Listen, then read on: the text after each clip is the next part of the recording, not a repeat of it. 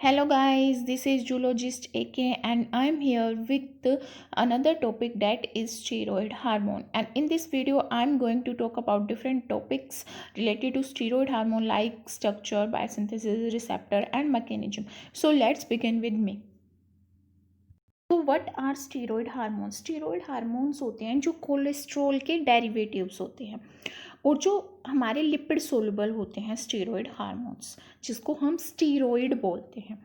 तो जो steroid hormones होते हैं उनको दो क्लासेस में डिवाइड किया गया है। कोर्टिकोस्टेरॉयड जो एडर्नल कॉर्टेक्स से फॉर्म होते हैं इसलिए उनको कोर्टिको बोला गया है, और होते हैं सेक्स स्टीरॉयड जो गोनाड से बनते हैं और प्लेसेंटा से, जैसे टेस्टोस्टेरोन, एस्ट्रोजन वगैरह।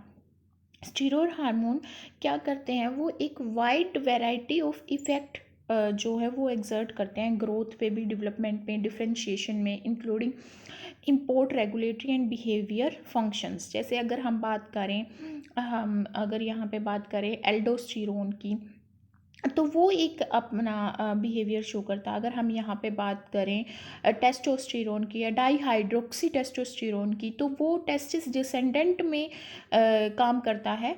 तो उस ये डिफरेंट स्टीरॉयड हार्मोन्स है जो ग्रोथ में, डेवलपमेंट में, डिफ्रेंशिएशन में अपना रोल प्ले करते हैं। जैसे अगर हम प्लेसेंटल हार्मोन्स की बात करें, प्रोजेस्टेरोन की बात करें और रिप्रोडक्टिव हार्मोन्स की बात करें, तो सेंट्रल नर्वस सिस्टम और एड्रेनल एक्सिस को कंट्रोल करता है ये। और भाई जैसे किडनी से जब हमारा किडनी को कंट्रोल करता है, तो डिफरेंट फंक्शंस परफॉर्म करते हैं steroid hormones. These hormone bind to intracellular receptor protein that function as both signal transducer and transcription factors. intracellular receptor means जो सेल के अंदर प्रेजेंट होंगे। इंट्रासेलुलर सेल के अंदर अंदर हो सकते हैं, कहाँ पे, साइटोप्लाज्म में हो सकते हैं, या फिर कहाँ पे होंगे, न्यूक्लियस में प्रेजेंट हो सकते हैं। तो ये जो रिसेप्टर है ये कैसे फंक्शन करते हैं, जैसे सिग्नल ट्रांसड्यूसर, ये सिग्नल ट्रांसडक्शन का काम करते हैं किसी और बायोमोलिक्यूल से, और कैस्केड ऑफ इवेंट क्रिएट करते हैं। मीन्स वन बाय वन एक इवेंट क्रिएट करते हैं कि रिसेप्टर से बाइंड हो गया, फिर दूसरा इवेंट चल गया, या दूसरी सिग्नलिंग चल गई सेल के अंदर, दूसरा कंपोनेंट फॉर्म हो रहा है, दूसरा कंपोनेंट दूसरे को एक्टिवेट करा। तो सिग्नल ट्रांसड्यूसर का काम करते हैं और ट्रांसक्रिप्शन फैक्टर का काम करते हैं, जिसके थ्रू ये एक पर्टिकुलर जीन के एक्शन को मॉड्यूलेट करते हैं। मॉड्यूलेट का मतलब है यहाँ पे कि उसको इनहिबिट भी कर सकते हैं और उसको एक्टिवेट भी कर सकते हैं। मीन्स उसके ट्रांसक्रिप्शन को एक्टिवेट कर सकते हैं और इनहिबिट कर सकते हैं।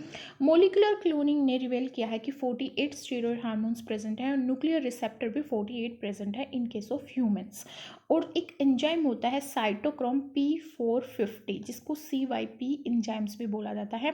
ये रिस्पॉन्सिबल होता है हाईली स्पेसिफिक रिएक्शन करने के लिए जब स्टीरॉयड की बायोसिंथेसिस होती है। मीन्स स्टीरॉयड हमारे, जैसे कि मैंने बोला कि कोलेस्ट्रॉल के डेरिवेटिव होते हैं, तो कोलेस्ट्रॉल से सिंथेसाइज होते हैं।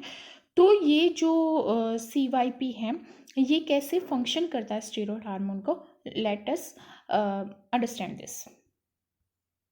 यहाँ पे जो पिक्चर शो की गई है ये शो की गई है एड्रेनल कोर्टेक्स की, कि कैसे एड्रेनल कोर्टेक्स से डिफरेंट हार्मोन, स्टीरॉयड हार्मोन जो है वो सिंथेसाइज होते हैं, जैसे कोर्टिसोल, कोर्टिकोस्टेरोन, एल्डोस्टेरोन और एल्डोस्टिडाइन। तो जो यहाँ पे मेन प्रिकर्सर है वो होता है यहाँ पे प्रेग्निनोलोन, जो कि तीनों लेयर्स में, जैसे कि जोना फेसिकुलेटा, जोना ग्लोमेरुलोसा और जोना रेटिकुलरिस, ये कहाँ पे प्रेजेंट होती हैं, एड्रेनल में। तो एड्रेनल ग्लैंड की जो ये लेयर है इनमें मेन स्टेप होता है प्रेग्निनोलोन की सिंथेसिस। ये प्रिकर्सर का काम करता है C18, C19 और C20 हमारे डिफरेंट स्टीरॉयड हार्मोन को सिंथेसाइज करने के लिए। पर ये क्या होता है, ये एड्रेनल कोर्टेक्स से ट्रांसपोर्ट किया जाता है माइटोकॉन्ड्रिया में। क्यों? क्योंकि माइटोकॉन्ड्रिया में एक एंजाइम प्रेजेंट होता है P450SSC। ये क्या है, एक क्लीवेज एंजाइम है, और इसको क्या बोला गया है यहाँ पे, P450 linked side chain cleaving enzyme. SSC stand for side chain cleaving enzyme. और इसको जीन जो इनकोड करता है वो CYP11A1 होता है। ये माइटोकॉन्ड्रिया सेल में प्रेजेंट होता है जो स्टीरॉयड की बायोसिंथेसिस करते हैं। इसलिए स्टीरॉयड जो ये जब स्टीरॉयड बायोसिंथेसिस हो रही होती है उस टाइम पे ये जो प्रेग्निनोलोन है ये ट्रांसपोर्ट किए जाते हैं। CYP11A1 जीन जो एंजाइम है वो प्रेजेंट होता है माइटोकॉन्ड्रिया सेल में, तो वहाँ पे ट्रांसपोर्ट किए जाते हैं। और किसके थ्रू ट्रांसपोर्ट किए जाते हैं, ये एक रेगुलेटरी प्रोटीन के थ्रू ट्रांसपोर्ट किए जाते हैं, STAR। STAR stand for steroidogenic acute regulatory protein, इसके थ्रू ये ट्रांसपोर्ट कर दिए जाते हैं, फिर यहाँ पे सिंथेसिस होती है। तो जो एड्रेनल कॉर्टेक्स है वो रिस्पॉन्सिबल होती है production of 3 major class of steroid hormone, glucocorticoid, mineralocorticoid and जो ग्लूकोकोर्टिकॉइड है वो रेगुलेट करता है कार्बोहाइड्रेट मेटाबॉलिज्म को, मिनरलोकोर्टिकॉइड है वो रेगुलेट करता है सोडियम पोटेशियम के लेवल को, and androgen these class are similar that of steroid that is produced by male gonads. तो क्या है कि 3 मेजर क्लास है स्टीरॉयड हार्मोन की जो एड्रेनल जो ग्लैंड है वो प्रोड्यूस करती है, ग्लूकोकोर्टिकॉइड, मिनरलोकोर्टिकॉइड एंड एंड्रोजन्स। तो एड्रेनल कोर्टेक्स जो है वो कंपोज करती है 3 टिश्यू, जैसे कि जोना हमारा glomerulosa, zona fasciculata and zona reticularis.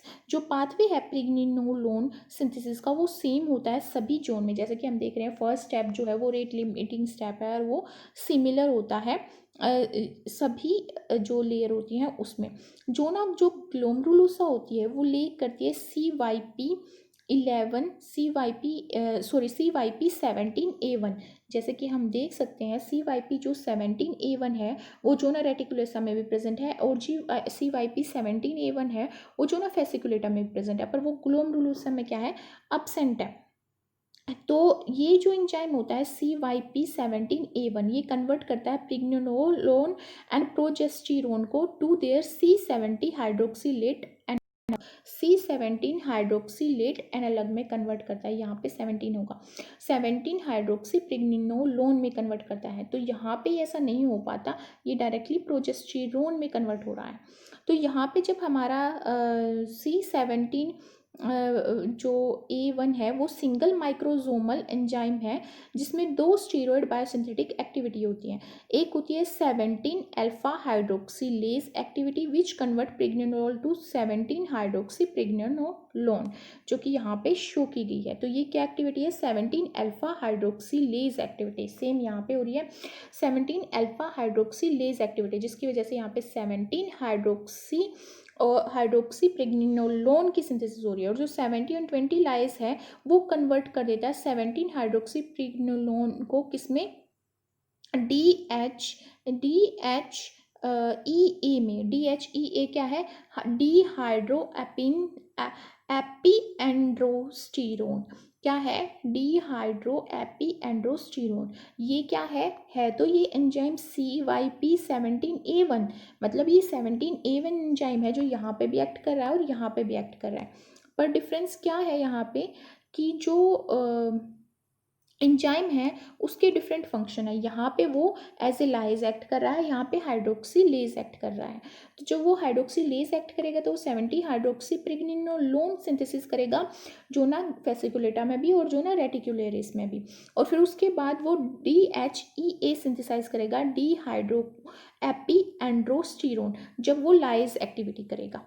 तो उसके बाद जो आता है यहाँ पे जोना ग्लोमेरुलोसा, जैसे कि हमें पता है वो उसमें यहाँ पे ये एंजाइम प्रेजेंट नहीं है CYP 17A1।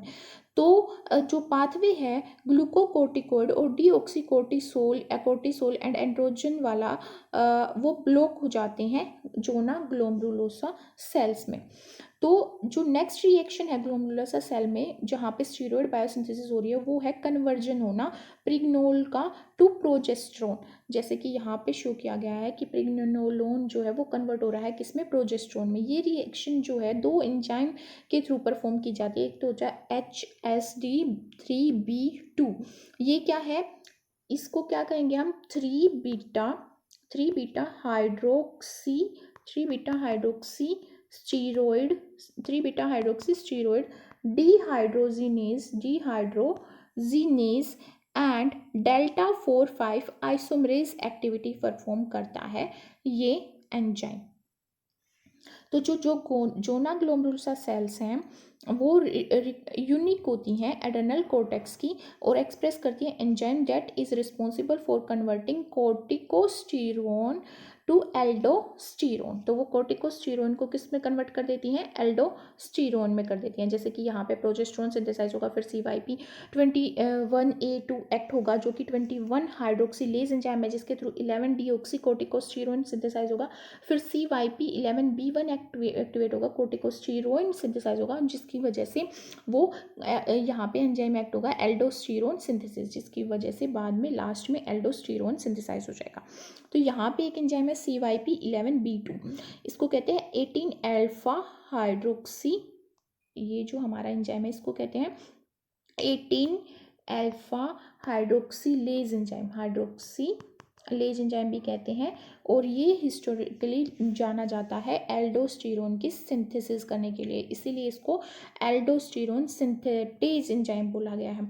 तो यहाँ पे रिजल्ट क्या होते हैं कि जो जोना ग्लोमेरुलोसा है वो रिस्पॉन्सिबल होती है कन्वर्जन करने के लिए कोलेस्ट्रॉल का वीक मिनरलोकॉर्टिकॉइड में और कोर्टिकोस्टीरोन में। एंड जो प्रिंसिपल मिनरलोकॉर्टिकॉइड है वो यहाँ पे क्या होता है, एल्डोस्टीरोन होता है।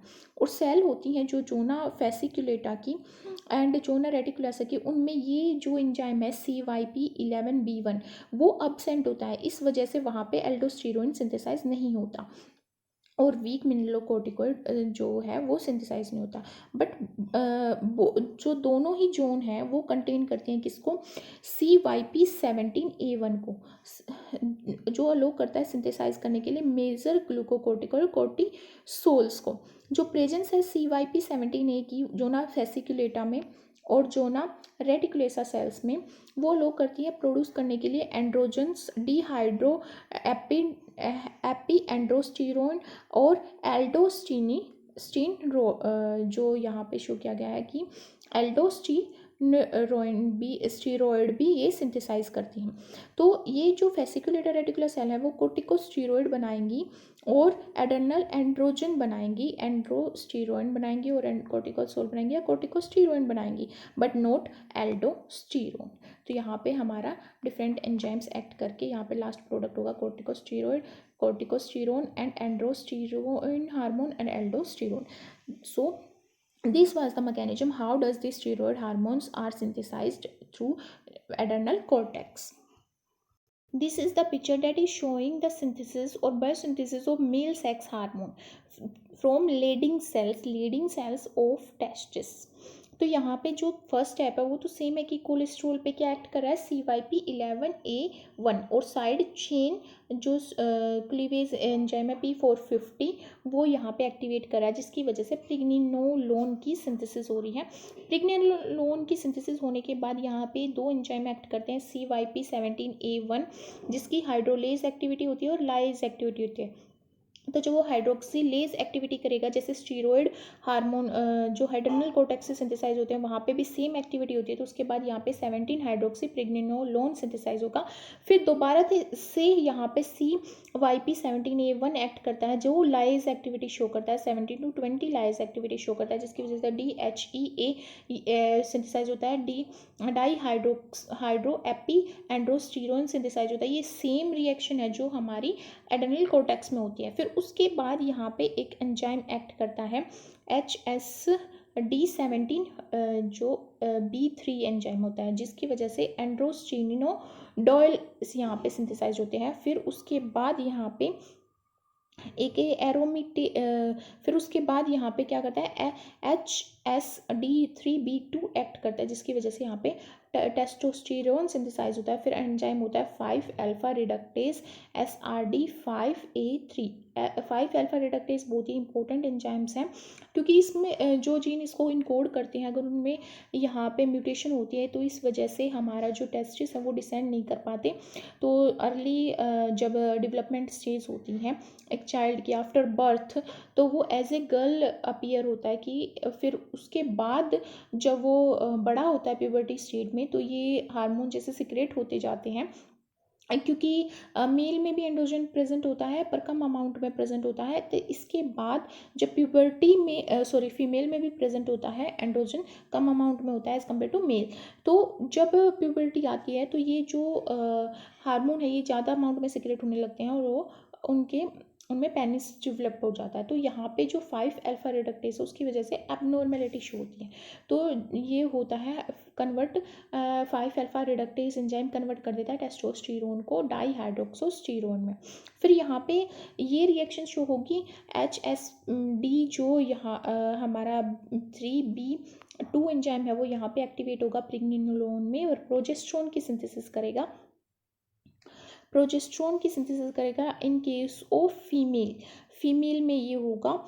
और उस यहाँ पे एक एंजाइम एक्ट करता है एरोमेटेज जिसको एंड्रोजन सिंथेटेज भी बोलते हैं। और वो क्या है, वो करता है यहाँ पे एक्टिविटी। उससे पहले यहाँ पे एक्टिविटी होती है एंजाइम की CYP17A1 जो पहले हाइड्रोक्सिलेज एक्टिविटी करता है जिसकी वजह से 17 हाइड्रोक्सिलेज प्रोजेस्टेरोन सिंथेसाइज करता है। फिर लाइज एक्टिविटी करके ये बना देगा DHEA।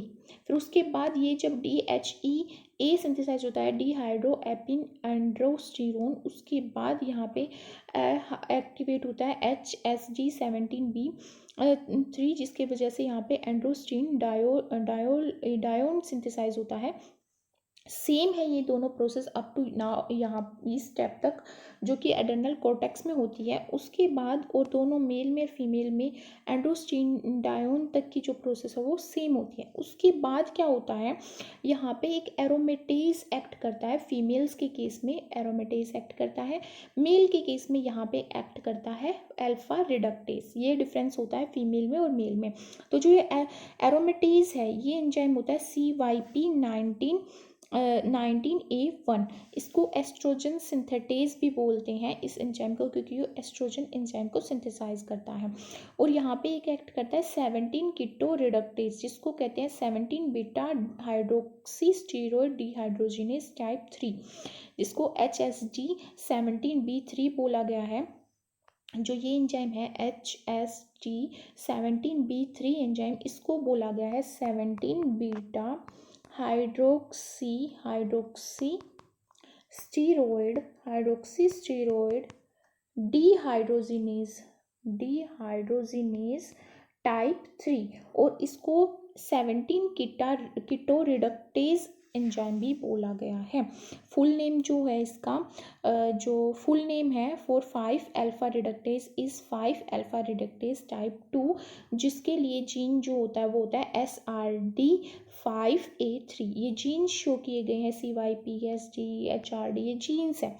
तो ये डिफरेंट एंजाइम यहाँ पे रिडक्टेज एक्ट करता है एंड्रोस्टेरोन को मेल्स में और वो टेस्टोस्टेरोन में कन्वर्ट कर देता है।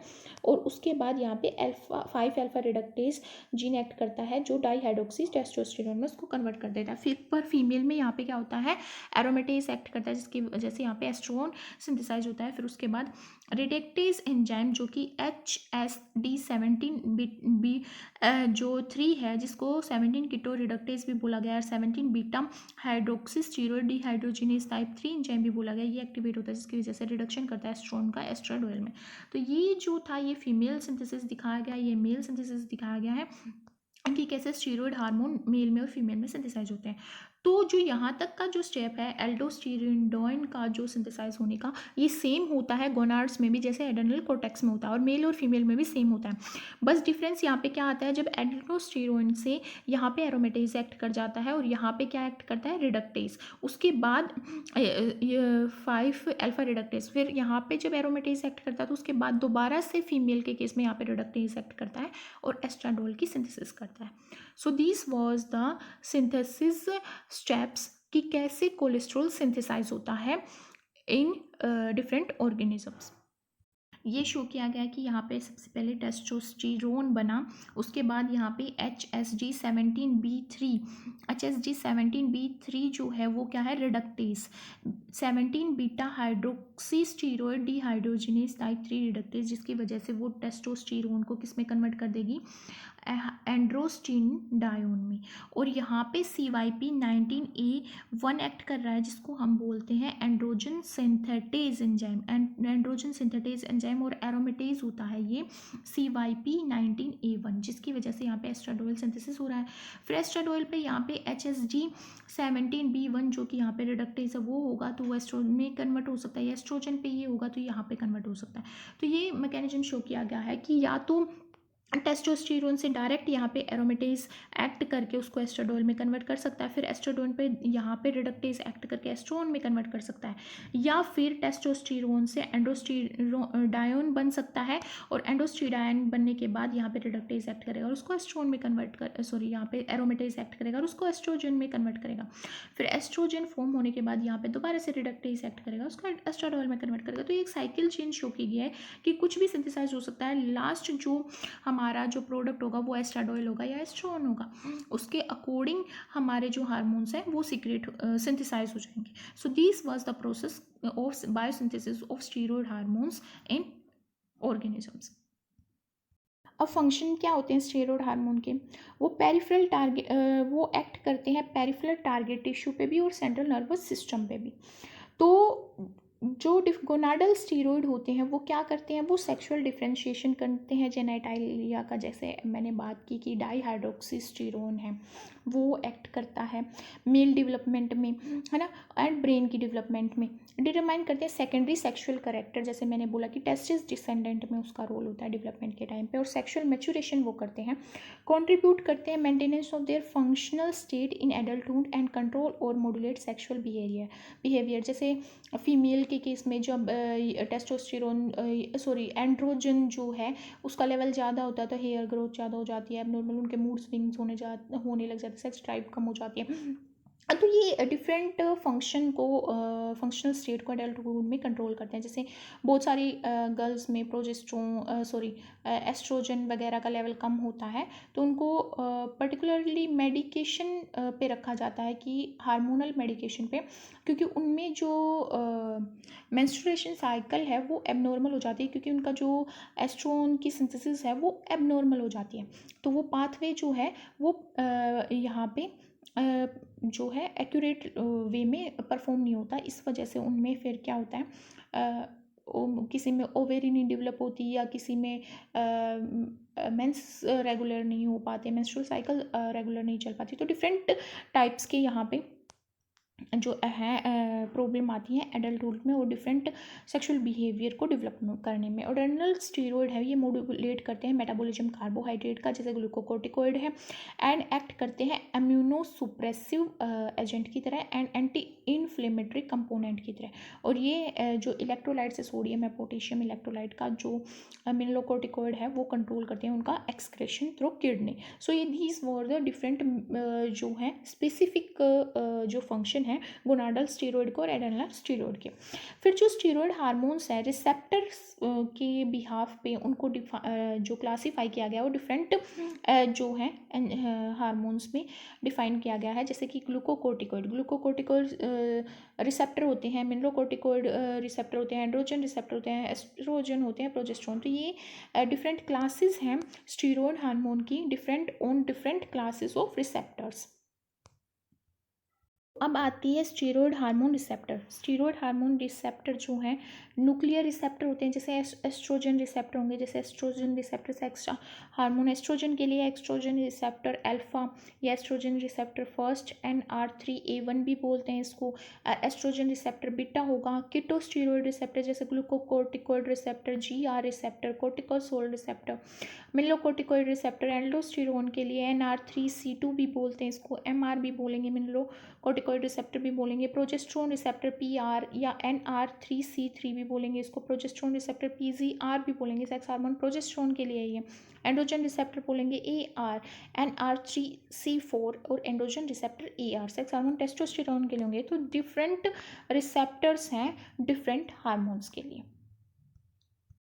ये जो पिक्चर है ये शो करिए structure of steroid hormone receptor proteins का। जब हम स्टेरॉयड हार्मोन रिसेप्टर के रेगुलेटरी फंक्शन को समझते हैं कि कैसे वो रेगुलेट करते हैं जीन फंक्शन को, तो ये बहुत इंपॉर्टेंट हो जाता है कि हम ये समझें कि जो रिसेप्टर प्रोटीन है उनका स्ट्रक्चर क्या है और उनकी आइडेंटिटी क्या है और उनका सेलुलर फंक्शन क्या है।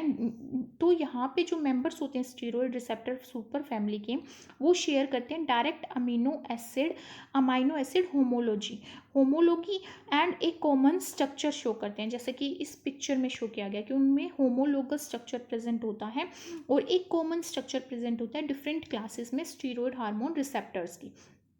तो ये जो रिसेप्टर हैं सुपर फैमिली में, वो सेवरल की स्ट्रक्चरल एलिमेंट है वो कंसिस्ट करते हैं जो उनको बाइंड करवाता है उनके रिसेप्टिव लाइगेंड से। लाइगेंड क्या है यहाँ पे? Hormone with high affinity and specificity, और वो रिकॉग्नाइज कर पाते हैं और बाइंड कर पाते हैं एक पर्टिकुलर हार्मोन से और response to discrete response element within the DNA sequence of target gene. High affinity और हाई स्पेसिफिसिटी के थ्रू और रेगुलेट करते हैं वो पर्टिकुलर जीन के एक्सप्रेशन को। तो यहाँ पे जो शो किया गया है पिक्चर में, वो शो किया गया है relative length of several member of steroid और nuclear hormone receptor super family. इसमें शो किया गया है लीनियराइज्ड प्रोटीन शो किए गए जिनमें कॉमन स्ट्रक्चर और फंक्शनल डोमेन है। तो जो यहाँ पे जो हमारे जो डिफरेंट हार्मोन रिसेप्टर्स हैं वो लीनियर फॉर्म में शो किए गए, जैसे vitamin D receptor, thyroid hormone receptor alpha, thyroid hormone receptor beta, estrogen receptor alpha, estrogen receptor beta, glucocorticoid receptor, androgen receptor, progesterone, different show किए गए। तो डिफरेंट यहाँ पे शो किया गया कि यहाँ पे हमारा अमाइनो एसिड बाइंडिंग डोमेन है, यहाँ पे कार्बोक्सिलिक डोमेन है, और यहाँ पे डिफरेंट डोमेन है ABCDEF। तो यहाँ पे 5 डोमेन प्रेजेंट है in different classes of steroid hormone receptor. और यहाँ पे शो किया गया कि डीएनए बाइंडिंग डोमेन है, लाइगेंड बाइंडिंग डोमेन। तो ये सिमिलर स्ट्रक्चर शो किया गया, वेरी कर रहा है सीक्वेंस और लेंथ डिफरेंट डोमेन की डिफरेंट हार्मोन रिसेप्टर में, बट मोर और लेस जो इन बेसिक स्ट्रक्चर है कि यहाँ पे amino acid side chain present होगी, या फिर sorry amino acid domain present है और कार्बोक्सिलिक ग्रुप प्रेजेंट है एंड पे, या फिर 5 डोमेन प्रेजेंट है। तो 5 डोमेन सारी क्लासेस में प्रेजेंट हैं स्टीरॉयड हार्मोन रिसेप्टर की। तो ये शो किया गया कि जो बेसिक स्ट्रक्चर है वो होमोलोगस स्ट्रक्चर है, कॉमन स्ट्रक्चर है, बेसिक स्ट्रक्चर। बस डिफरेंस किसका है? डिफरेंट अमाइनो एसिड जो उनको कोड कर रहे हैं, जैसे यहाँ पे 423 अमाइनो एसिड कोड कर रहे हैं, फिर 427, फिर 490। तो डिफरेंट अमाइनो एसिड कोड कर रहे हैं और डिफरेंट लेंथ है सीक्वेंस की, बट मोर और लेस जो बेसिक स्ट्रक्चर है वो सेम है। तो मोलिकुलर क्लोनिंग जब की गई कंप्लीमेंट्री डीएनए सीक्वेंस की for each major steroid receptor, तो उसने हमें एक स्ट्रक्चर और फंक्शनल रिलेशनशिप दे दी इन मॉलिक्यूल्स की। और वो क्या थी कि जो रिसेप्टर प्रोटीन है उनमें 5 और 6 डोमेन प्रेजेंट होते हैं, जिसको हम A to F बोलते हैं। जैसे कि यहाँ पे है A to F, ABCDEF, ये 5 डोमेन प्रेजेंट होते हैं from N to C terminus. N terminus क्या? अमाइनो टर्मिनल्स, और C टर्मिनस क्या? Carboxylic terminus, and encode by 8 to 9 exon. और वो 8 to 9 एक्सोन्स के थ्रू क्या किए जाते हैं? इनकोड किए जाते हैं। तो ये जो रिसेप्टर में कंटेन करते हैं 3 मेजर फंक्शनल डोमेन जो शो किए गए हैं एक्सपेरिमेंटली, जो ऑपरेट करते हैं इंडिपेंडेंट कैसेट की तरह और अनरेस्ट्रिक्टेड होते हैं वो as to position within the molecule. 3 मेजर जो फंक्शन डोमेन रिसेप्टर है वो कौन कौन से हैं?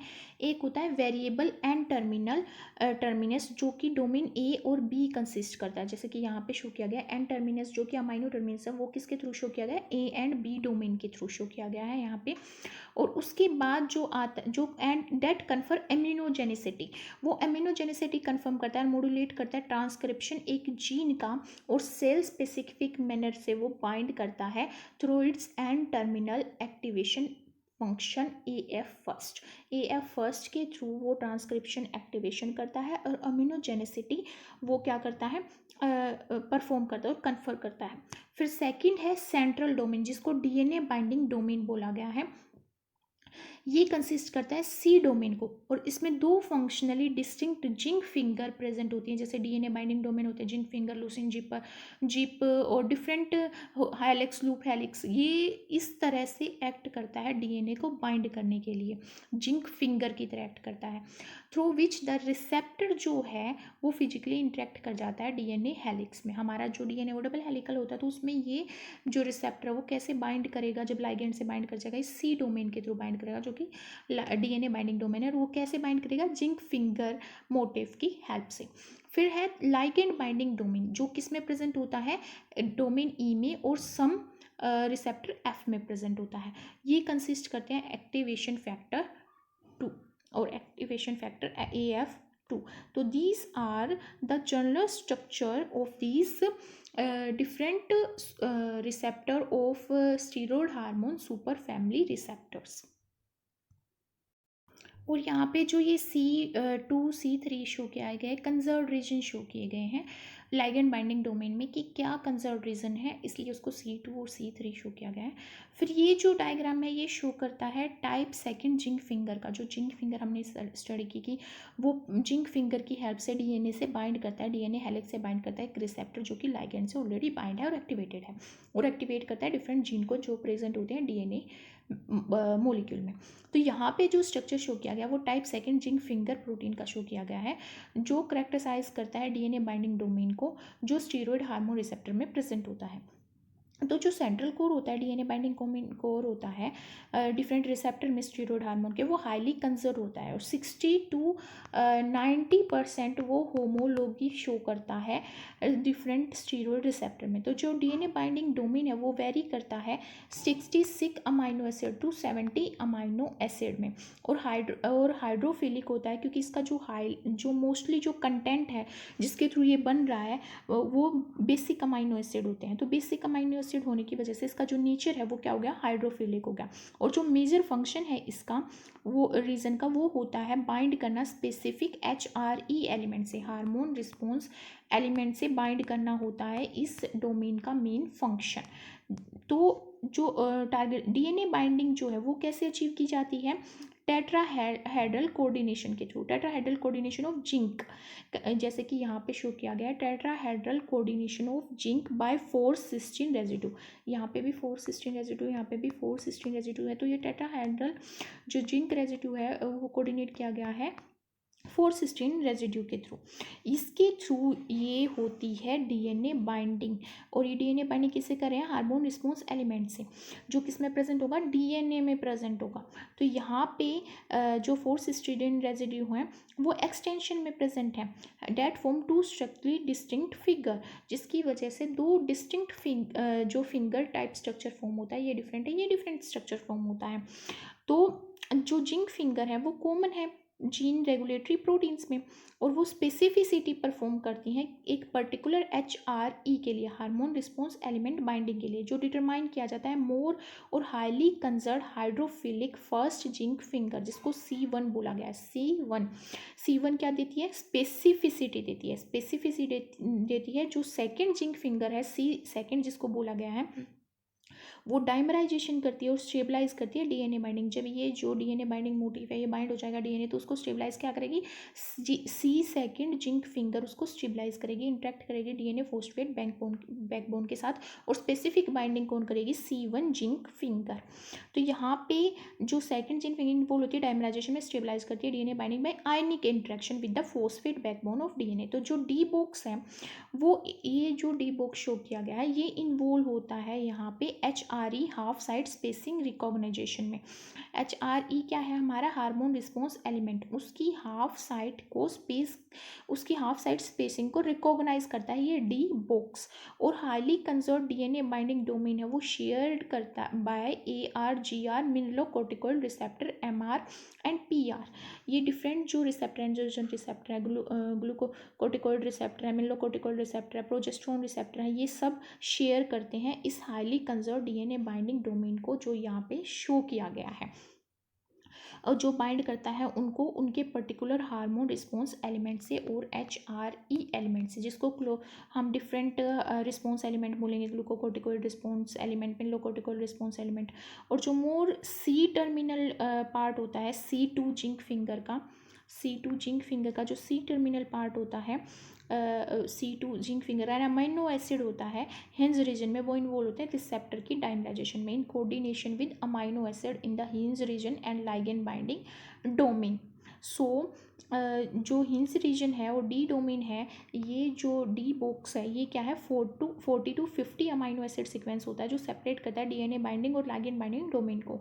ये कंटेन करता है कुछ सीक्वेंस जो for receptor dimerisation and ligand dependent and dependent nuclear localisation के लिए, जिसको NLSB बोला गया है। तो जो हिंज रीजन है वो इंटरेक्ट करते हैं न्यूक्लियर को रिप्रेसर प्रोटीन के साथ भी and with L7SPA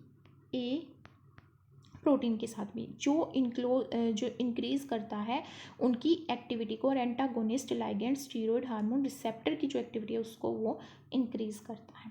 so this is the structure of DNA binding domain, कि वो कैसे बाइंड करता है और कैसे उसका स्ट्रक्चर है, कैसे उसकी स्पेसिफिसिटी है, ये डिफाइन करता है कि वो कैसे बाइंड करेगा और डाइमराइज करेगा डीएनए के साथ और डीएनए डबल हेलिक्स के साथ। और जो यहाँ पे C1 जिंक फिंगर होता है, इसमें होता है पी बॉक्स, जो अलो करता है HRE जो हार्मोनल रिस्पॉन्स एलिमेंट होता है उसकी सीक्वेंस को डिस्क्रिमिनाइज करता है बिटवीन GR क्या है, ग्लूकोकोर्टिकोइड रिसेप्टर, और ER alpha estrogen receptor alpha के बीच में। ये डिस्टिंग्विश कैसे करता है, पी बॉक्स के थ्रू करता है।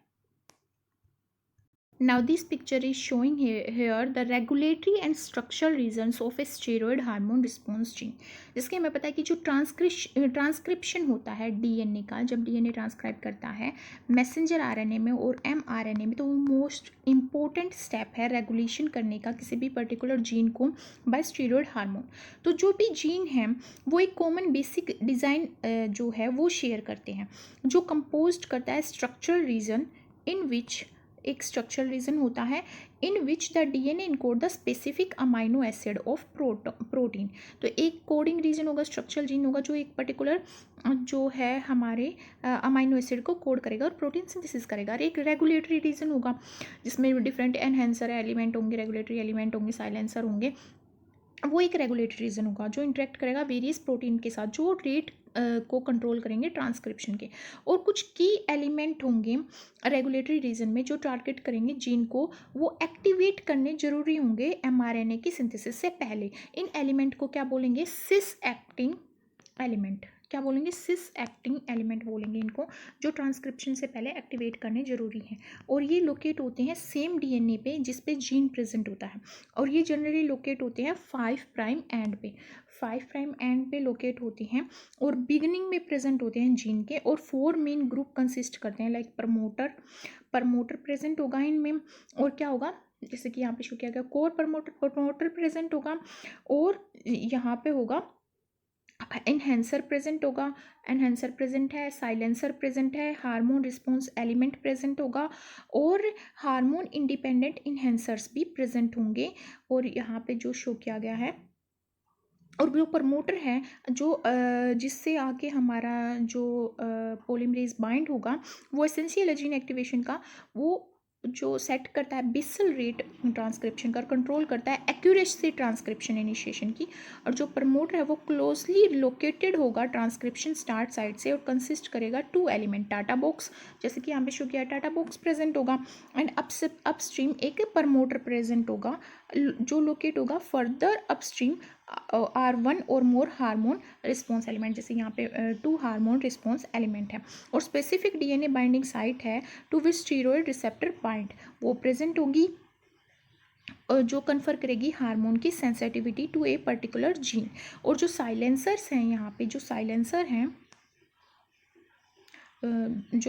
हैं वो एलिमेंट्स होंगे जो इनहिबिट करेंगे ट्रांसक्रिप्शन एक पर्टिकुलर जीन का in the absence of hormone activator. अगर एनहेंसर मॉलिक्यूल से आगे कोई हार्मोन एक्टिवेटर नहीं बाइंड होगा तो साइलेंसर क्या कर देंगे, इनहिबिट कर देंगे ट्रांसक्रिप्शन प्रोसेस को। और हार्मोन जो इंडिपेंडेंट इनहेंसर्स हैं are DNA sequence that is bound by other transcription factor, वो फर्दर इंक्रीज करेंगे जीन के एक्सप्रेशन को। तो जो साइनर्जेस्टिक इंटरेक्शन है रेगुलेटरी सिस एक्टिंग एलिमेंट के बीच में, वो परमिट करता है ट्यूनिंग और रेट किसका, ट्रांसक्रिप्शन का एक पर्टिकुलर टारगेट जीन का in response to local cellular और हार्मोनल रेजिड्यू। तो फिर हार्मोन रिस्पॉन्स एलिमेंट शो किए गए हैं, टेबल शो की गई हार्मोन रिस्पॉन्स एलिमेंट की बाइंडिंग साइट फॉर स्टीरॉयड और न्यूक्लियर रिसेप्टर के लिए। जो हार्मोन रिस्पॉन्स एलिमेंट और HRE हैं वो क्या होते हैं, कंसेंसन सीक्वेंस होते हैं, कंसेंसन 13 to 15 base pair DNA sequence होते हैं जो ड्राइव किए गए हैं अलाइनमेंट करके जीन्स की, उन जीन की जो रिस्पॉन्सिबल होते हैं पर्टिकुलर स्टेरॉयड हार्मोन के लिए। तो जो HRE हैं have 2 half site that each bind the C1 zinc finger of the one receptor monomer, मतलब उनकी 2 हाफ साइड होती हैं, डेट ईच बाइंड, और दोनों हाई साइड जो है बाइंड करती हैं C1 zinc finger one receptor monomer की, और जो स्टीरॉयड हार्मोन रिसेप्टर है वो बाइंड करता है डीएनए से एज ए होमोडाइमर, और हेटेरोडाइमर की फॉर्म में भी बाइंड करता है। जैसे अगर हम एग्जांपल लें होमोडाइमर का, तो वो हमारा, और हेटेरोडाइमर का एग्जांपल है तो वो क्या होगा, एस्ट्रोजन रिसेप्टर अल्फा और estrogen receptor beta, with these two monomer binding to adjacent major groove on the same side of DNA helix।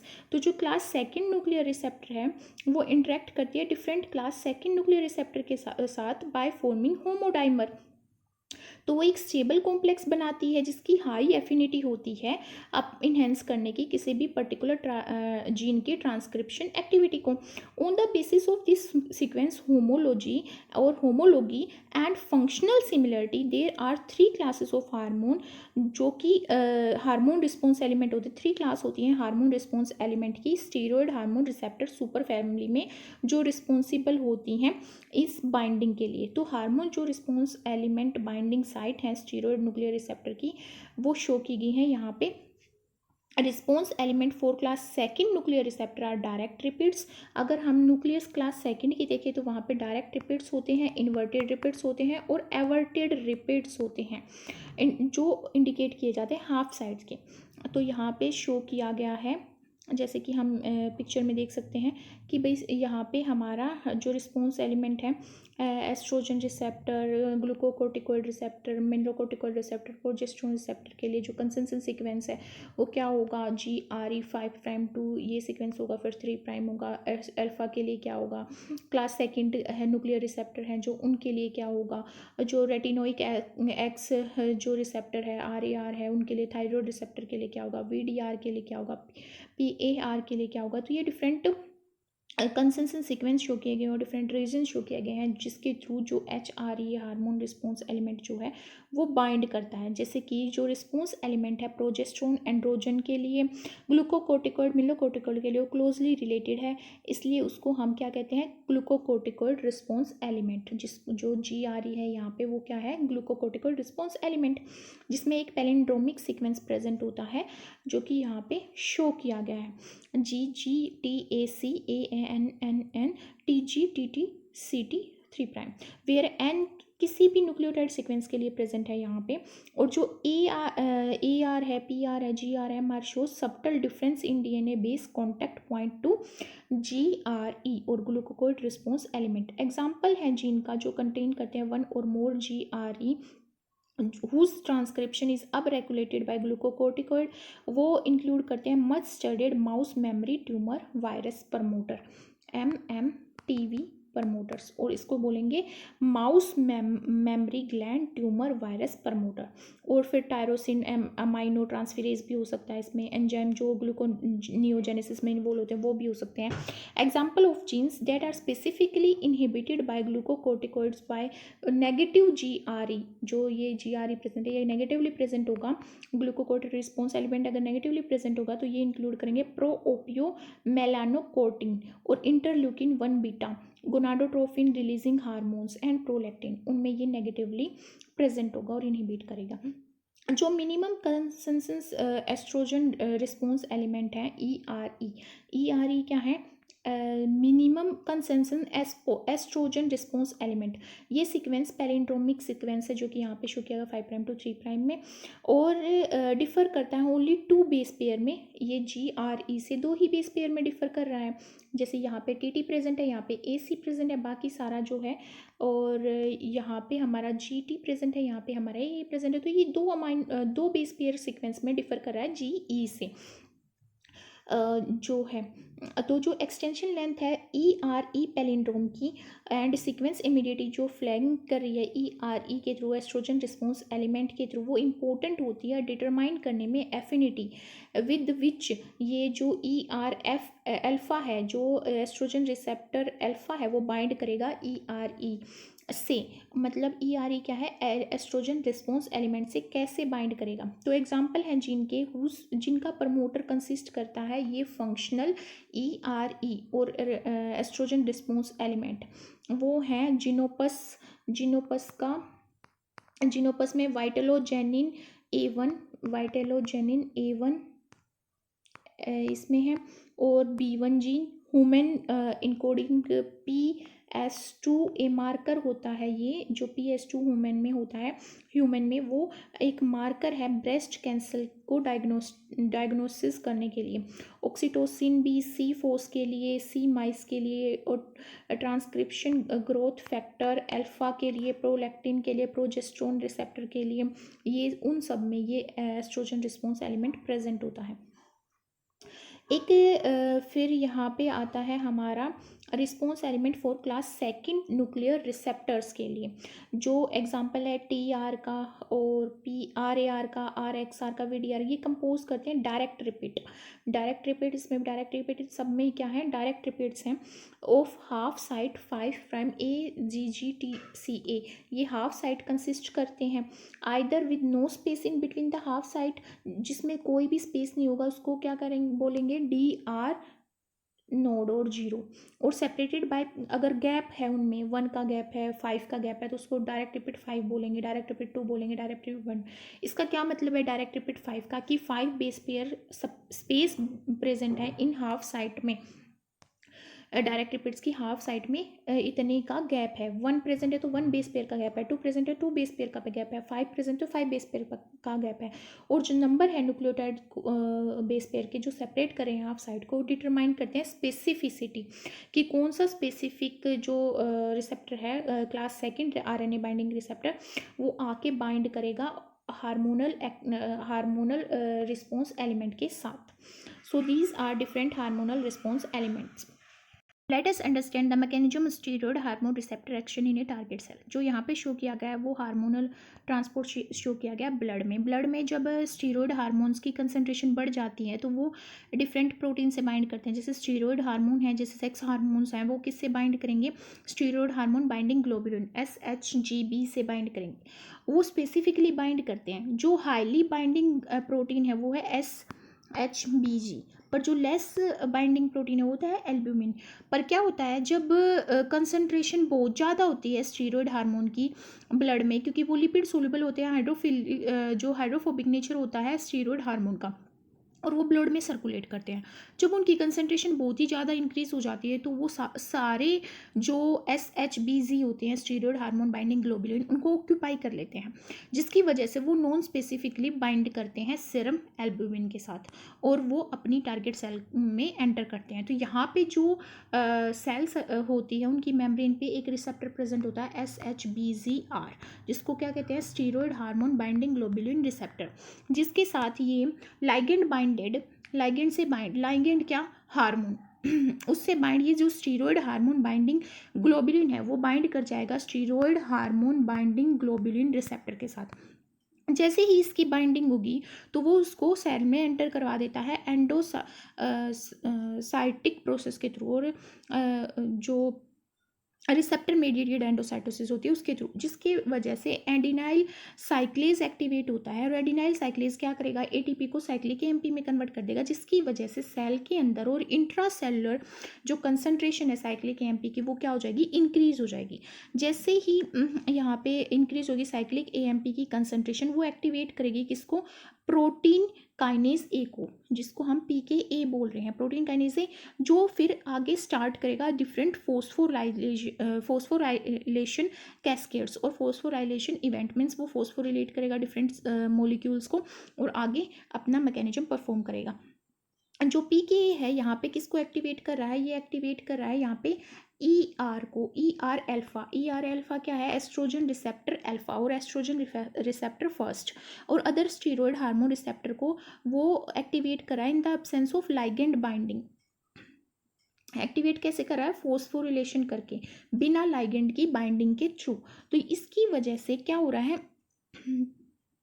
जो मोस्ट जो रिसेप्टर हैं स्टीरॉयड के या न्यूक्लियर रिसेप्टर सुपर फैमिली के, वो मोस्टली किस में रिसाइड करते हैं, न्यूक्लियस में। न्यूक्लियर पार्ट शो किया गया है, साइटोप्लाज्म पार्ट शो किया गया, तो PKA यहाँ पे आता है, और नॉन लाइगेंड जो है वो एक्टिवेशन कर रहा है रिसेप्टर का बाय फोस्फोराइटिंग इट। तो यहाँ पे ये सिंथेसाइज करेंगे और अनलाइगेंडेड स्टेट में सिंथेसाइज करेंगे डिफरेंट रिसेप्टर्स।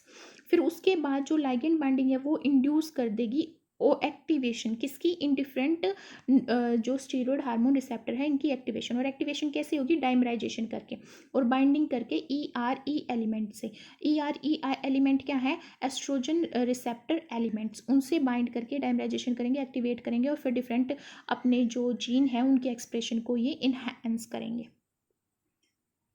यहाँ पे एक एक्सेप्शन होता है, एक्सेप्शन क्या, ग्लूकाकोर्टिकोइड रिसेप्टर जो है यहाँ पे GR जो है वो क्या है, यहाँ पे एक इसका एक्सेप्शन है। मतलब ये जो नॉन लाइगेंड बाइंडिंग एक्टिवेशन जो होता है रिसेप्टर का, उसका एक्सेप्शनल केस है यहाँ पे ग्लूकोकोर्टिकोइड रिसेप्टर, कोर्टिकोइड रिसेप्टर, जिसको हम यहाँ पे GR बोल रहे हैं। ये GR है, फिर उसकी डाइमराइजेशन होकर यहाँ पे GRE फॉर्म हो रहा है। तो ये जो GR है, ग्लूकोकोर्टिकोइड रिसेप्टर है, ये इसका एक्सेप्शन है।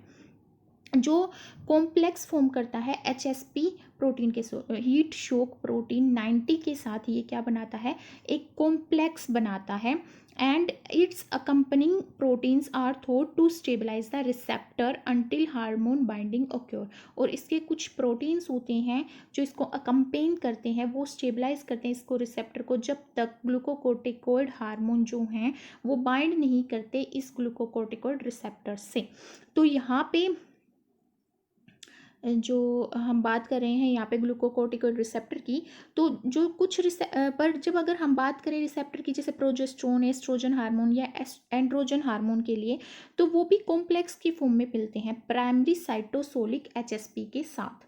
HSP क्या, हीट शोक प्रोटीन, वो भी डिफरेंट प्रोटीन्स के साथ मिलते हैं। कौन कौन से हार्मोन्स, यहाँ पे प्रोजेस्टेरोन हार्मोन, प्रोजेस्टेरोन, एस्ट्रोजन और एंड्रोजन अलोंग विद जो ये हार्मोन्स हैं ये क्या करते हैं, ये बाइंड होते हैं HSB प्रोटीन्स के साथ, हीट शोक प्रोटीन के साथ साइटोसोलिक कॉम्प्लेक्स में और साइटोसोलिक HSP के साथ। और इनके जो एसोसिएटेड प्रोटीन है उनका अभी तक जो फंक्शन है वो क्लियर नहीं हो पाया कि क्या है।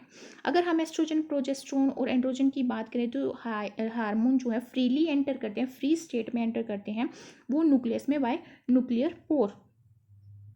और जो जैसे ही वो बाइंड एंटर करते हैं न्यूक्लियस में, तो वो बाइंड कर जाते हैं अपने पर्टिकुलर और स्पेसिफिक कोगनेट रिसेप्टर के साथ, वो बाइंड कर जाते हैं। और जैसे ही वो अपने कोगनेट रिसेप्टर के साथ वो बाइंड करते हैं, तो बाइंडिंग की वजह से binding of hormone ligand to the receptor activate the receptor by inducing alternation in conformation of receptor protein. तो जो रिसेप्टर प्रोटीन्स होते हैं यहाँ पे, उनमें कन्फर्मेशन में चेंज आ जाता है। जैसे ही उनकी जो कन्फर्मेशन में चेंज आएगा, तो रिसेप्टर क्या करेगा, होमोडाइमर फॉर्म कर देगा, जो कि यहाँ पे शो किया गया है।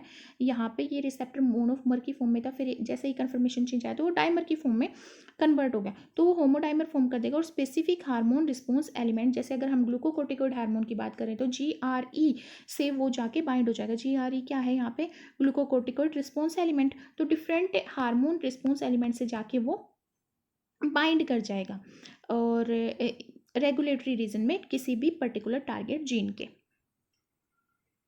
और जैसे ही वो बाइंड करते हैं, जैसे कि यहाँ पे ग्लूकोकोर्टिकोइड रिसेप्टर शो किया गया, यहाँ पे एस्ट्रोजन रिसेप्टर शो किया गया है, तो जैसे ही वो अपने HRE से बाइंड करते हैं, HRE क्या है, हार्मोन रिसेप्टर जो hormone response element, hormone response जो एलिमेंट है उससे बाइंड करते हैं। तो जो लाइगेंडेड स्टीरॉयड हार्मोन रिसेप्टर है, लाइगेंडेड स्टीरॉयड हार्मोन रिसेप्टर का मतलब क्या है कि जो स्टीरॉयड हार्मोन रिसेप्टर जो ऑलरेडी बाउंड स्टेट में है अपने पर्टिकुलर हार्मोन से, वो क्या है, इंड्यूस करता है DNA बेंडिंग, जिसकी वजह से क्या होता है, DNA की बैंड हो जाती है। और in the presence of agonist ligand, वो को एक्टिवेटर प्रोटीन्स को क्या करता है, रिक्रूट करता है। रिक्रूटमेंट किसकी हो रही है यहाँ पे, को एक्टिवेटर्स प्रोटीन्स की यहाँ पे रिक्रूटमेंट हो रही है। और जो HRE hormone response element bound state में जो रिसेप्टर है वो इंटरेक्ट करता है अदर जो यहाँ पे DNA बाउंड ट्रांसक्रिप्शन फैक्टर्स हैं उनके साथ। और ये इंटरेक्शन यहाँ पे जो होगा वो होगा, जैसे कि यहाँ पे अगर हम एस्ट्रोजन की बात करें तो SP1 के साथ वो बाइंड कर रहा है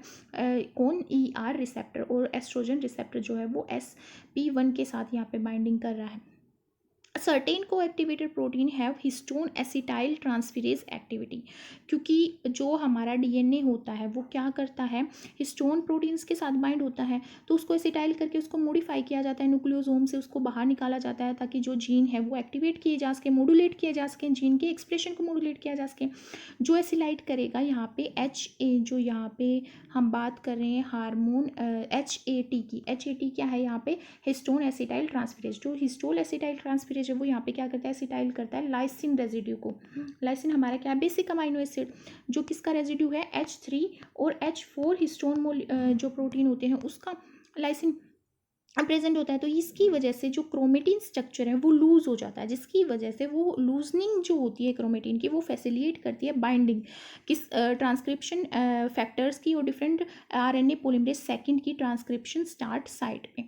तो इस वजह से जो क्या होता है, यहाँ पे एक्टिवेशन हो जाता है डिफरेंट जीन्स का। इस केस में क्या होता है, जो स्टीरॉयड रिसेप्टर हैं जैसे कि एस्ट्रोजन रिसेप्टर, ग्लूकोकोर्टिकॉइड रिसेप्टर्स जो हैं वो बेसल ट्रांसक्रिप्शन फैक्टर के साथ जो है वो क्या करते हैं, इंटरेक्ट करते हैं, जैसे ट्रांसक्रिप्शन फैक्टर बी और टाटा बाइंडिंग प्रोटीन्स हैं और वेरियस TAFs हैं जो हमारे टाटा एसोसिएटेड प्रोटीन्स हैं, टाटा बाइंडिंग एसोसिएटेड प्रोटीन्स हैं और ट्रांसक्रिप्शन फैक्टर सेकेंड D है। ये सब इंटरेक्ट करते हैं हमारे एस्ट्रोजन रिसेप्टर के साथ और ग्लूकोकोर्ट रिसेप्टर्स के साथ। और जिसकी जो यहाँ पे एस्ट्रोजन रिसेप्टर अल्फा है वो इंटरेक्ट करता है, जिसकी वजह से directly with TATA binding protein using AF first and AF second, जो कि उसके DNA बाइंडिंग डोमेन में प्रेजेंट होता है। तो यहाँ पे जो एस्ट्रोजन रिसेप्टर अल्फा होता है ह्यूमन के केस में, वो ट्रांसक्रिप्शन फैक्टर सेकेंड D के कंपोनेंट के साथ बाइंड करता है, जो कि TAF TATA binding associated factor second 30 होता है थ्रू लाइगेंड बाइंडिंग कंपोनेंट। तो ये डिफरेंट जो यहाँ पे फैक्टर हैं उनके साथ इंटरेक्ट करते हैं, ये डिफरेंट जो स्टीरॉयड रिसेप्टर हैं ये। फिर यहाँ पे अदर जो डिफरेंट को एक्टिवेटर्स भी प्रेजेंट होते हैं, जैसे असार्क फर्स्ट है, CBP है और TIFB जो TIF2 है। अदर जो यहाँ पे डिफरेंट टाइप्स के क्रैब होगा, यहाँ पे P30 होगा, CBP होगा, डिफरेंट को एक्टिवेटर्स भी प्रेजेंट होते हैं। तो इनकी जो ये होता है यहाँ पे, अगर मैं बात करूँ CBP की, क्रैब की, इन सब की मैं बात करूँ तो ये क्या होते हैं, हिस्टोन एसिटाइलेज एक्टिविटी करते हैं, जिसके थ्रू हमारा जो क्रोमेटिन स्ट्रक्चर है वो ओपन अप हो जाता है, लूजन कर देता है क्रोमेटिन स्ट्रक्चर को, जिसकी वजह से जो मैकेनिज्म है ट्रांसक्रिप्शन का वो स्टार्ट हो जाता है। डिफरेंट जो ट्रांसक्रिप्शन रेगुलेटरी प्रोटीन है वो इंटरेक्ट कर जाते हैं। तो यहाँ पे एक हिस्टोन को, यहाँ पे एक कॉम्प्लेक्स फॉर्म होता है जीन के ट्रांसक्रिप्शन को एक्टिवेट करने के लिए। So these are different types of regulatory और को एक्टिवेटर्स प्रोटीन्स जो हेल्प करते हैं RNA पोलिमरेज सेकेंड को। डिफरेंट जो साइक्लिन D1 है जो हमारे सेल साइकिल में रोल प्ले करता है। तो डिफरेंट यहाँ पे जो फैक्टर्स हैं वो बाइंड होते हैं और पर्टिकुलर जीन के जो एक्सप्रेशन है उसको मॉड्यूलेट करते हैं। तो ये जो पिक्चर है ये शो करिए जीनोमिक एक्टिविटी पर। कुछ नॉन जीनोमिक एक्टिविटी भी परफॉर्म करते हैं steroid hormones. Non genomic activity का मतलब है कि वो एक पर्टिकुलर जीन के एक्सप्रेशन को मॉड्यूलेट ना करके डिफरेंट जो मैकेनिज्म है, डिफरेंट जो कैस्केड्स ऑफ इवेंट हैं जो सेल में होते हैं, डिफरेंट सिग्नलिंग मोलिक्यूल्स को वो क्या करता है, एक्टिवेट करता है, जिसको नॉन जीनोमिक रिस्पॉन्स बोलते हैं हम किसी भी हार्मोन का। तो ये यहाँ पे जो पिक्चर है वो नॉन जीनोमिक रिस्पॉन्स शो करिए। जैसे एस्ट्राडोइल जो प्रोटीन है वो जब बाइंड करता है एस्ट्राडोइल रिसेप्टर अल्फा के साथ, जब वो बाइंड करता है यहाँ पे, और वो बाइंड करता है न्यूक्लियर रिसेप्टर्स के साथ, और वो कॉम्प्लेक्स फॉर्म करता है डिफरेंट प्रोटीन, जैसे कैवियोलाई जो प्रोटीन्स हैं, कैवियोलाई जिसको यहाँ पे कैव फर्स्ट बोला है, और इंक्लूडिंग कैवियोलिन फर्स्ट प्रोटीन और C-SAR के साथ वो क्या करता है, बाइंड करता है प्लाज्मा मेम्ब्रेन में। और जब बाइंडिंग हो जाती है E2 के एस्ट्राडोइल प्रोटीन्स की plasma membrane associated estrogen receptor alpha के साथ, और उसकी जो बाइंडिंग होती है वो होती है GPR30 के साथ। जब ये बाइंडिंग होती है तो एक मेम्ब्रेन एंडोप्लाज्मिक मेम्ब्रेन जो ER है एस्ट्रोजन रिसेप्टर, एस्ट्रोजन रिसेप्टर जो है वो एक्टिवेट करता है इंट्रासेलुलर कैस्केड्स को, नॉन जीनोमिक इवेंट्स को वो क्या करता है, परफॉर्म करता है EGFR के थ्रू। तो EGFR के थ्रू वो यहाँ पे ये डिफरेंट, और IGFR के थ्रू वो डिफरेंट जो सिग्नलिंग मोलिक्यूल्स है वो परफॉर्म करता है। तो जो ER अल्फा है, जो एस्ट्रोजन रिसेप्टर अल्फा है, और एस्ट्रोजन रिसेप्टर जो बीटा है वो प्रेजेंट होते हैं माइटोकॉन्ड्रिया में भी प्रेजेंट होते हैं। तो वहाँ पे वो डिफरेंट रोल परफॉर्म करता है ऑर्गेनल्स में, और डिफरेंट कैस्केड्स जो हैं वो इवेंट परफॉर्म करता है और नॉन जीनोमिक रिस्पॉन्स देता है सेल के अंदर। द जर्नल और molecular mechanism of steroid hormone receptor. क्या होता है, जैसे ही सेल में एंटर करते हैं स्टीरॉयड हार्मोन, जैसे ही सेल में एंटर करते हैं स्टीरॉयड हार्मोन्स, तो वो क्या करते हैं, बाइंड करते हैं स्पेसिफिक इंट्रासेलुलर रिसेप्टर से। एक स्पेसिफिक इंट्रासेलुलर रिसेप्टर से बाइंड करते हैं जो कि सेल के अंदर प्रेजेंट होता है, और इंट्रासेलुलर रिसेप्टर से बाइंड करते हैं, और जैसे ही वो बाइंड करते हैं ट्रांसलोकेट कर दिए जाते हैं न्यूक्लियस के अंदर, जो कि यहाँ पे शो किया गया है। और जैसे ही वो न्यूक्लियस में प्रेजेंट अपने प्रोटीन से, जो कि स्पेसिफिक प्रोटीन होगा पर्टिकुलर स्टीरॉयड हार्मोन के लिए, उससे बाइंड होंगे, इंटरेक्ट करेंगे, तो वो डिफरेंट ट्रांसक्रिप्शन फैक्टर से भी इंटरेक्ट करते हैं बाय और HRE जो हमारे हार्मोन रिस्पॉन्स एलिमेंट है उससे वो बाइंड करते हैं। तो जो हार्मोन इंडिपेंडेंट मैकेनिज्म है वो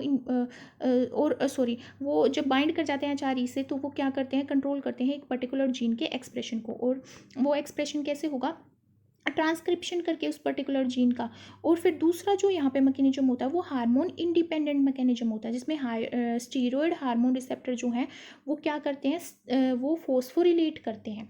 पी जो यहाँ पे डिनोट कर रहा है वो फोस्फोरिलेशन कर रहा है, तो फोस्फोरिलेशन करते हैं और एक्टिवेशन करते हैं, जो ट्रिगर करता है डिफरेंट प्रोटीन काइनेज कैस्केड। मतलब डिफरेंट जो प्रोटीन काइनेज सिग्नलिंग जो मैकेनिज्म प्रेजेंट होते हैं सेल में, उनको वो क्या कर देता है, एक्टिवेट कर देता है बाइंड करके अपने मेम्ब्रेन रिसेप्टर थे। और जो फोस्फोरिलेटेड स्टीरॉयड रिसेप्टर वो एंटर करते हैं फिर न्यूक्लियस के अंदर, न्यूक्लियस के अंदर एंटर करते हैं, जो कि प्रेजेंट होगा न्यूक्लियस में, और अपने जो पर्टिकुलर रिसेप्टर से वो बाइंड करके डिफरेंट रिस्पॉन्स एलिमेंट को वो एक्टिवेट कर देते हैं जीनोम में, और एक जीन के एक्सप्रेशन को कंट्रोल करते हैं। फिर यहाँ पे आता है कि जो स्टीरॉयड हार्मोन्स जो हैं वो do not depend on transcription and protein synthesis. जरूरी नहीं है कि वो प्रोटीन सिंथेसिस पे ही बाइंड हो, वो मेम्ब्रेन बाउंड स्टीरॉयड रिसेप्टर के साथ भी बाइंड कर जाते हैं और प्रोटीन काइनेज कैस्केड एक्टिवेट कर देते हैं।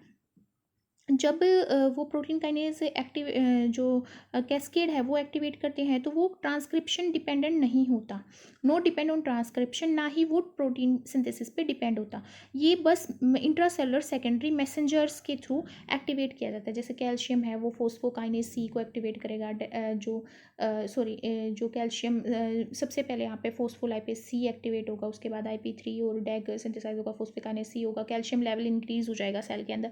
तो ये क्या है, ये फोस्फोरिलेशन की वजह से ये डिफरेंट काइनेज पाथवे जो हैं वो एक्टिवेट हो रहे हैं, और यहाँ पे ना ही कोई प्रोटीन सिंथेसिस होता है और ना ही कोई ट्रांसक्रिप्शन प्रोसेस होती है। नॉन जीनेमिक इवेंट यहाँ पे हो रहे हैं, जो डिफरेंट जी प्रोटीन कपल रिसेप्टर्स जो हैं स्टीरॉयड के वो एक्टिवेट किए जा रहे हैं यहाँ पे।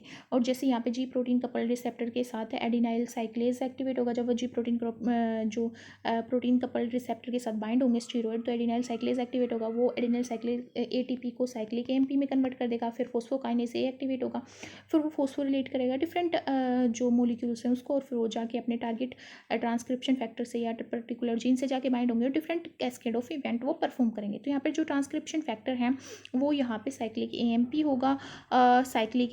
होगा, PKA होगा, प्रोटीन काइनेज A होगा, फोस्फोलाइपेज C होगा, IP3 इनोसिटोल 1,4,5 ट्राइफॉस्फेट होगा, या फिर डैग होगा, डाइएसाइल ग्लिसरॉल होगा, एंड प्रोटीन काइनेज से होगा। ये तो डिफरेंट जो फैक्टर्स हैं ये इन्वॉल्व होंगे जब जो एक स्टीरॉयड हार्मोन है वो अपना फंक्शन परफॉर्म करेगा। वो नॉन जीनोमिक वे में परफॉर्म करेगा तो वो इस तरह परफॉर्म करेगा, और जीनोमिक वे में करेगा तो वो किसी भी जीन के एक्सप्रेशन को मॉड्यूलेट करेगा।